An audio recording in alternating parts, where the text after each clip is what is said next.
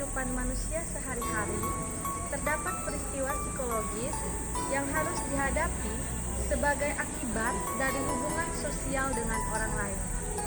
Hubungan antar manusia akan dikatakan baik atau buruk tergantung dengan pengungkapan emosi yang ditunjukkan. Ekspresi emosi juga penting dalam komunikasi dan memainkan peran penting dalam interaksi sosial. Goleman mengatakan bahwa kecerdasan emosi seseorang menyumbang pengaruh besar terhadap komunikasi interpersonal seseorang. Orang yang cerdas emosi akan mampu mengenali emosi, mengendalikan emosi, memotivasi diri, empati, dan hubungan sosial. Dengan adanya kemampuan untuk mengenali emosi, mengendalikan emosi, memotivasi diri, empati, dan hubungan sosial, maka akan mampu melakukan komunikasi dengan orang lain. Hai teman-teman, perkenalkan nama saya Anastasia Yuliani Florinawai. Di sini saya akan menjelaskan tentang lokasi penelitian, rumusan masalah, tujuan penelitian, dan manfaat penelitian. Yang pertama adalah lokasi penelitian. Tempat yang kami pilih adalah Poltekkes Kemenkes Kupang. Dia berada di Jalan Piet Atalo, Lilibak, Kota Kupang, Nusa Tenggara Timur.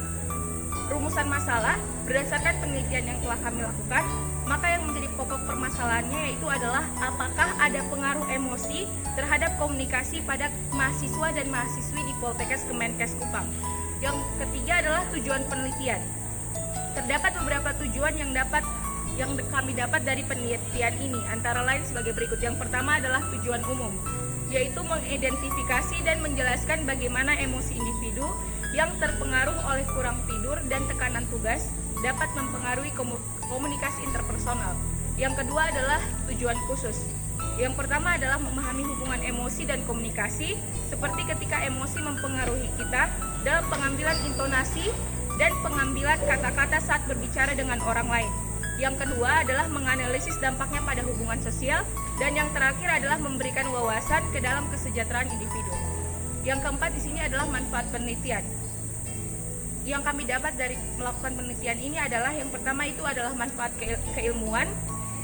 Di sini mendapatkan pemahaman yang lebih baik tentang interaksi manusia, peningkatan kualitas hubungan pribadi, manajemen stres yang lebih baik, pengembangan keterampilan, peningkatan produktivitas dan kinerja profesional.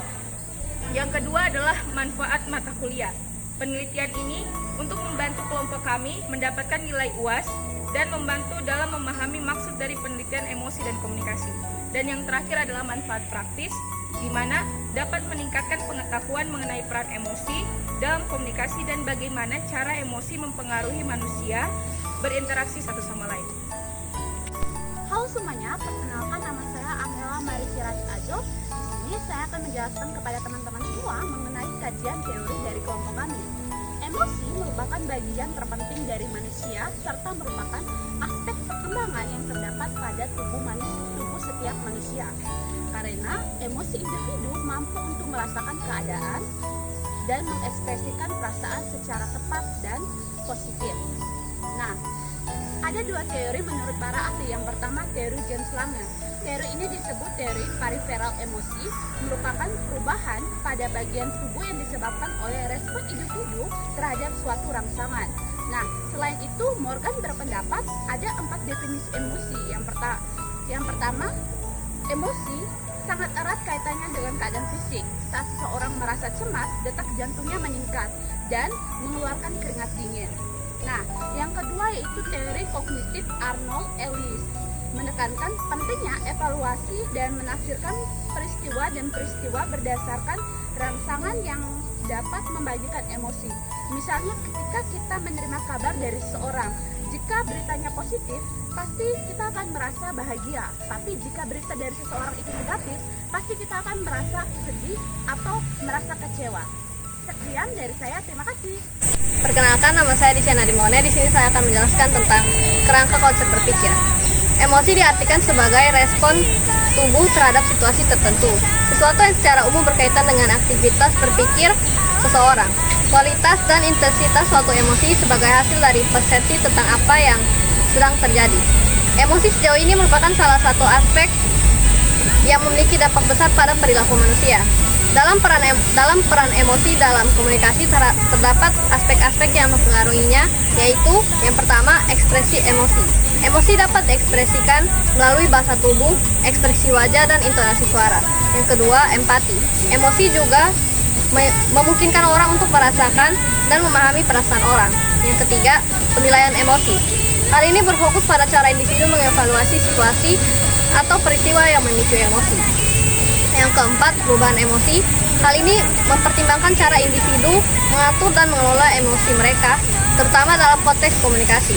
Yang terakhir, interaksi sosial. Hal ini mengeksplorasi cara emosi mempengaruhi pola interaksi sosial. Sekian dari saya. Halo teman-teman, perkenalkan nama saya Giovanni Anggun Carrera.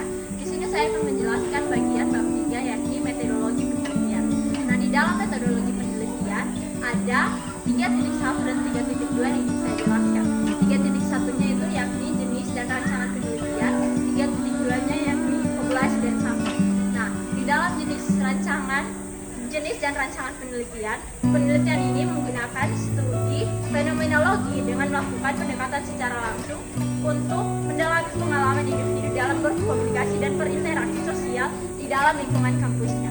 Setelah melakukan pendekatan, peneliti mewawancarai individu yang telah mengalami situasi komunikasi yang signifikan dan meminta mereka untuk menceritakan pengalaman mereka secara mendalam, serta diakhiri dengan analisis wawancara untuk mengungkapkan esensi pengalaman emosi dalam komunikasi mereka.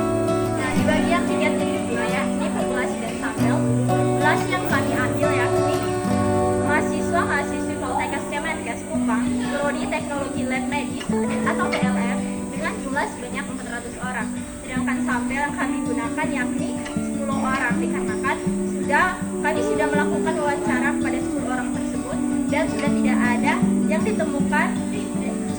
ada jawaban variasi yang ditemukan. Terima kasih. Halo teman-teman, perkenalkan nama saya Lady Sarah Mubela Dahamiha. Nah, di sini saya akan menjelaskan tentang teknik pengambilan sampel dan teknik pengambilan data. Yang pertama, saya akan menjelaskan tentang teknik pengambilan sampel. Nah, pada penelitian ini kami menggunakan teknik pengambilan sampel bertujuan atau purposeful sampling. Dalam teknik ini, kami memilih peserta berdasarkan karakteristik yang sesuai dengan tujuan penelitian kami. Teknik ini sangat relevan dengan pemilihan sampel penelitian, dikarenakan dalam menentukan sampel terdapat beberapa kriteria khusus. Di sini ada 3 kriteria. Yang pertama adalah merupakan mahasiswa atau mahasiswi aktif pada Poltekkes Kemenkes Kupang, Prodi Teknologi Laboratorium Medis. Yang kedua adalah mengalami kesulitan dalam berkomunikasi dikarenakan emosi yang kurang dapat dikontrol dengan baik. Yang ketiga adalah sehat secara jasmani dan rohani serta bersedia untuk diwawancara. Yang berikut di sini saya akan menjelaskan tentang teknik pengambilan data. Pada penelitian ini, kami menggunakan teknik pengumpulan data secara wawancara dengan mengajukan beberapa poin pertanyaan. Nah, dalam wawancara ini kami memiliki 5 poin pertanyaan. Yang pertama, bagaimana Anda melihat peran emosi dalam mempengaruhi interaksi dan komunikasi antara mahasiswa di lingkungan kampus?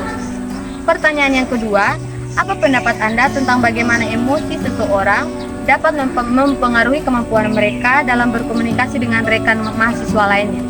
Yang ketiga, bagaimana cara mengelola emosi saat berkomunikasi dengan teman mahasiswa yang memiliki perbedaan pendapat?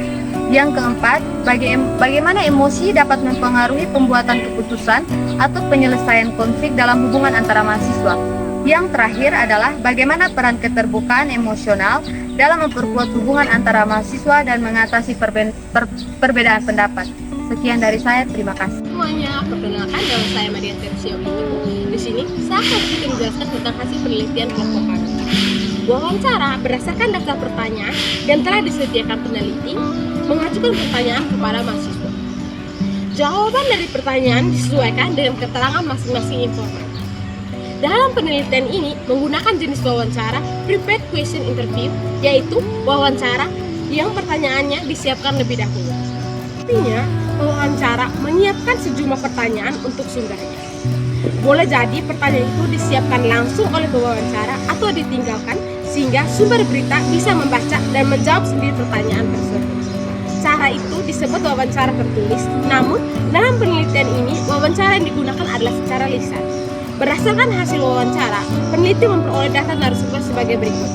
1. RL 21 tahun, 2. AK 21 tahun, 3. JS 22 tahun, 4. MM 20 tahun, 5. JP 19 tahun, 6. NN 21 tahun, 7. EG 19 tahun, 8. EF 20 tahun, 9. GM 19 tahun, 10. AF 19 tahun. Dalam wawancara ini, pewawancara akan mewawancarai narasumber terkait dengan komunikasi yang efektif antar mahasiswa. A. Emotive speech and komunikasi efektif.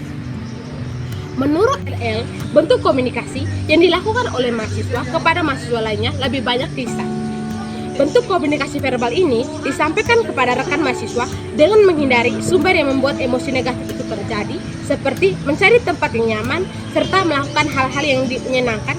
Jika tidak dapat ditemukan, maka akan tarik nafas dan hembuskan. Emotive speech mengekspresikan perasaan dalam kata-kata. Saat individu marah, mereka suka bertutur kata dengan nada yang keras atau membentak. Untuk menghadapi hal ini, RL biasanya akan mengelus dada dan kepalanya agar marahnya berhenti.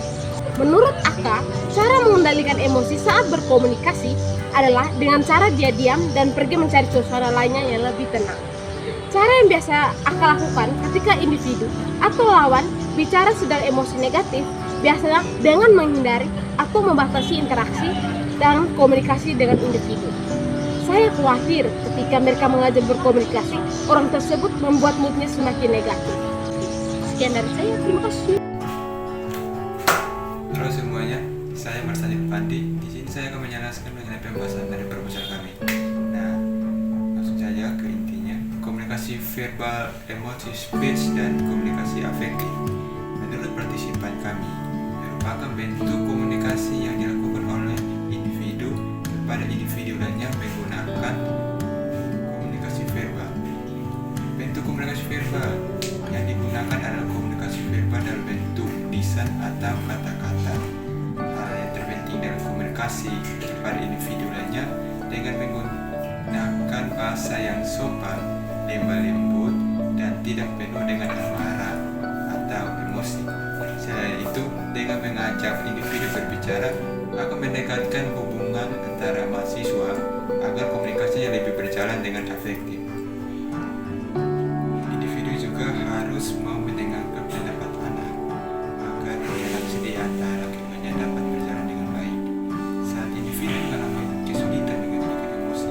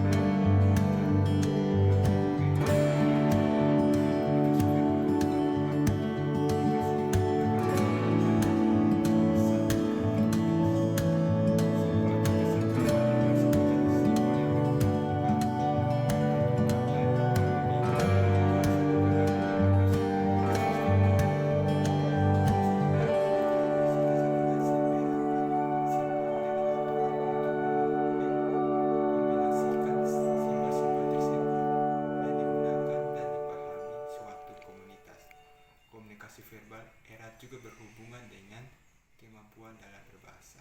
Terima kasih. Baik, perkenalkan nama saya Nadia Korendo. Kesempatan kali ini saya akan menjelaskan mengenai kesimpulan dari penelitian kami. Yang pertama yaitu emosi mempengaruhi cara pesan diterima dan disampaikan. Nah, ekspresi emosi seperti ekspresi wajah, bahasa tubuh, dan juga intonasi suara memainkan peran penting dalam menyampaikan perasaan dan niat. Yang kedua, emosi mempengaruhi cara kita mempresentasikan pesan yang diterima. Emosi yang kita rasakan saat menerima pesan dapat mempengaruhi cara kita memahami merespon pesan tersebut.